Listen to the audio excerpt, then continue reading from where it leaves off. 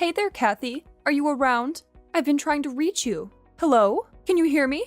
I'm sorry for the delay. I was caught up with some work, and I thought we had agreed that you wouldn't call me that. Oh, what work could possibly keep you so busy? Let me guess. Is it gaining weight? You're overstepping your boundaries now. Please kindly refrain yourself from saying whatever nonsense comes to your mind. Oh, come on. Don't tell me what I can or cannot say, especially when it seems like you're the one who is incapable of doing anything productive, like getting a job, for instance. That's not true. Like I said, I'm working. What do you think I meant by that? Really? Working on what exactly? Lying around and stuffing your face with snacks? Can you stop saying such things? It's not nice to make fun of people like that. I don't appreciate it. Well then, why don't you try being useful for a change? Maybe that will improve our relationship. But I am trying. I help you around the house whenever I can. I appreciate you making dishes for us. I even buy you presents whenever I'm out. And I put in a good word for you whenever we have guests. Don't take this the wrong way, but I think you're the one who has to fix her attitude. There you go again with your complaints. You just love being pampered and having people do things for you. But let me tell you something, sweetheart. That's not how the real world works. That's not what I meant at all. Anyway, the reason why I texted you was to ask a favor regarding my son. What is it? It's simple, really. I don't want you around him anymore. What? Why would you say something like that? You heard me right. Stay away from my son. But that's impossible. He's my husband. Why would you want us to separate? You were supportive of our marriage. Yes, that was before I realized he chose someone like you as his wife. You two are completely different. My son is a smart and handsome young man with a bright future ahead of him. He shouldn't be seen with someone like you. That was uncalled for. Do you even realize how hurtful your words are? And let's not forget about your attitude. Honestly, I don't understand what he sees in you. All you seem to be good at is spending his money. Excuse me? Yes, you heard me right. You're always out shopping and spending money left and right. Where do you even get the money from? You don't have a job, so it must be his money that you're spending. That's not true at all. The money is mine. Really now? Do you expect me to believe that lie? You don't even have a job. It's not a lie, Amanda. I do have my own source of income. Couldn't you have found some other rich guy to leech off of? Why did it have to be my son? Let me guess. No one else wanted to spend even a penny on you, right? Connor probably felt sorry for you and decided to help out, but you took advantage of his kindness and now plan on living off his money for the rest of your life. That's not true at all. You can't just make assumptions about me like that. I'm not with him for his money. I married him because of who he is as a person. Connor is an amazing guy and an even better husband. He means everything to me, and I love him dearly. Well, we'll see how long that lasts once his bank account dries up. After that, I'm sure you'll leave him in no time flat. Do us all a favor and just end things with him already. He deserves someone better than you. That's ridiculous. There's no way I'm leaving him. But as far as moving out goes, don't worry about it because Connor and I are planning on moving out next month anyway. Wait, what? Connor didn't mention anything about moving out. Are you trying to steal my son away from me? You're the bitch. Ever since I moved in here, you've tried to make my life miserable. You keep looking down on me, call me names, and mock me. This is no way to treat a human being. So I looked up and found a nice apartment we can live in. You wouldn't have to deal with me any longer. Are you happy now?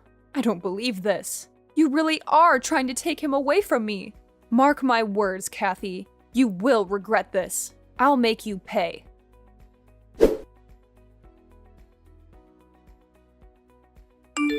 Hey, Kathy, where are you? I've been trying to reach you.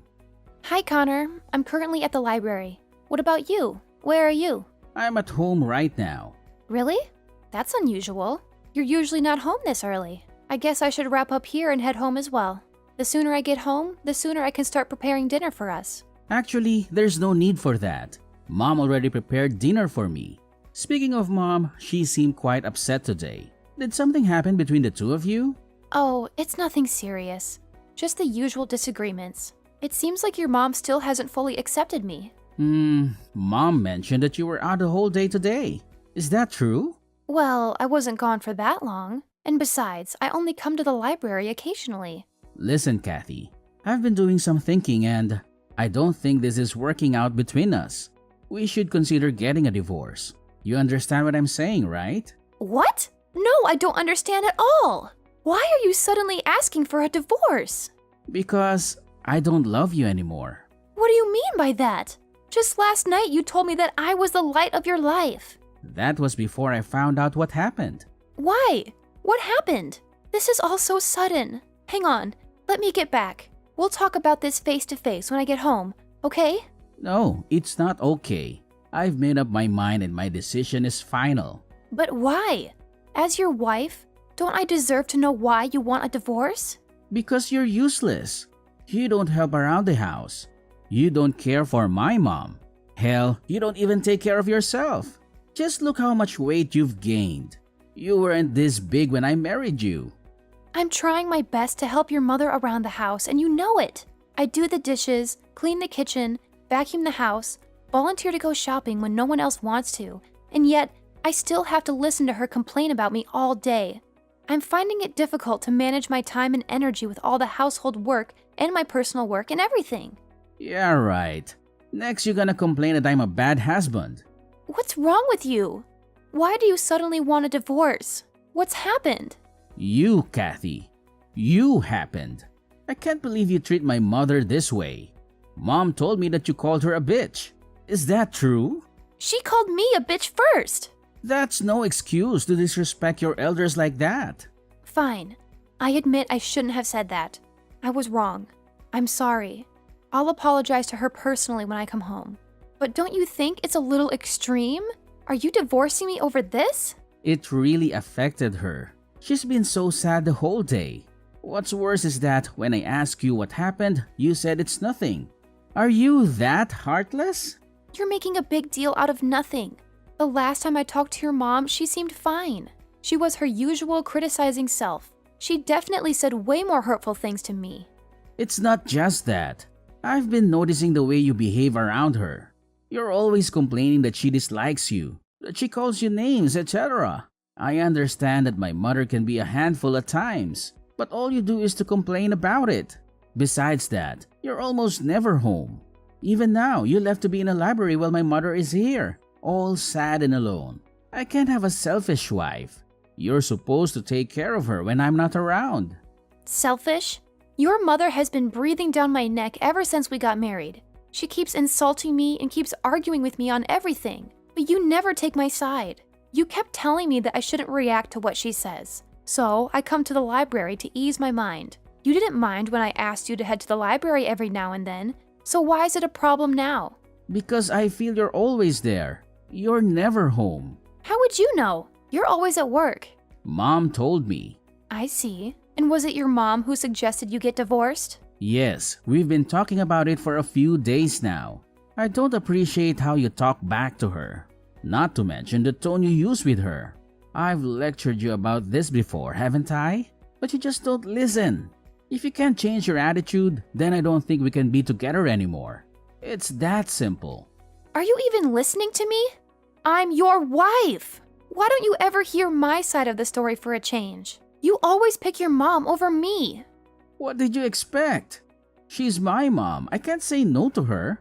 So, what she says becomes absolute? Is that it?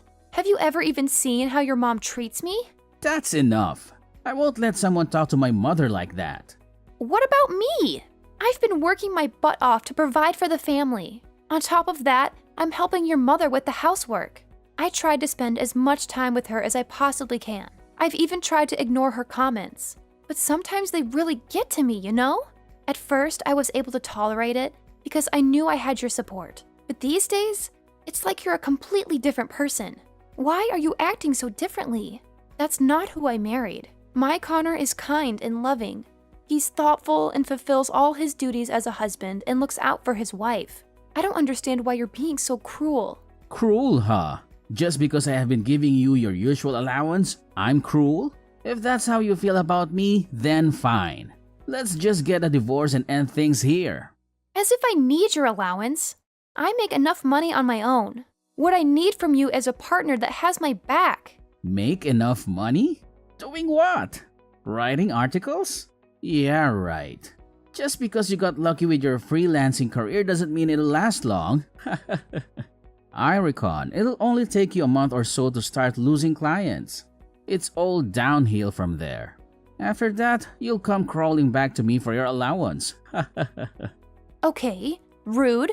And who are you to tell me I'll fail? A good husband should support his wife. And what is it with you and your mother looking down on me all the time? I'll have you know that my clients are very loyal to me, more than you've ever been. But as far as the divorce goes, then fine, let's get divorced. Wait, really? I can't live in a household where all its members look down on me. If you can't treat me right, then you are in no position to call yourself a worthy husband. Uh-huh. Anyways, do you think you can move up till the end of the month? I want to start my new month fresh. Don't worry, I'll leave.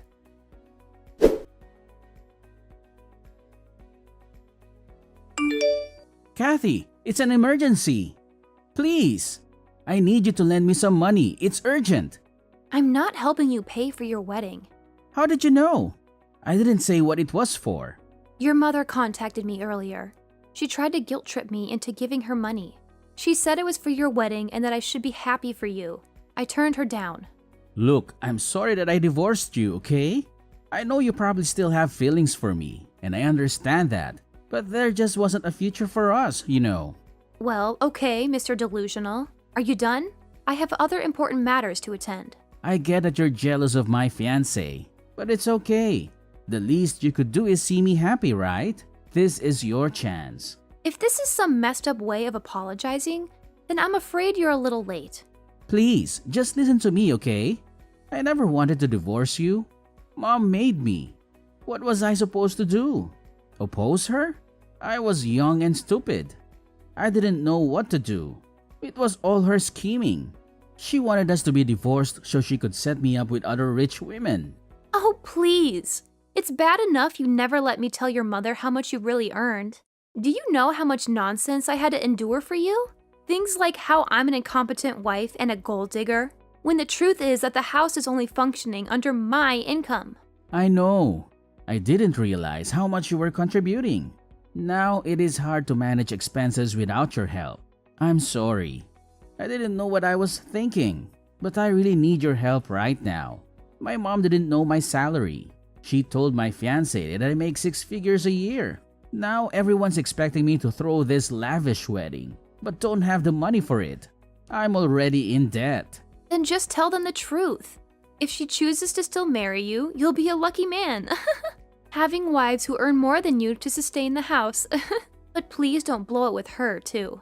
The wedding is in 2 weeks. If I tell her I'm not what I introduced myself as, she won't marry me. Don't you think she'll find out sooner or later? If not now, then maybe after you guys get married. She might even file for divorce. Or sue you, for that matter. Yes, but by the time we'll already be married. Which means at the time of the divorce, I still get to keep half of the assets. You're a real scumbag. They say women are gold diggers. Clearly, they haven't met you. Please, I'll do anything. Just help me with this wedding. I'm begging you. You got yourself into this mess, so you fix it. Quit bothering me. I'm going to block your number now. Wait, please. Hello? Are you still there? Hello?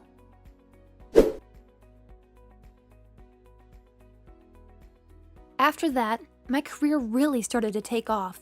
I was getting more and more clients who wanted me to write articles for them.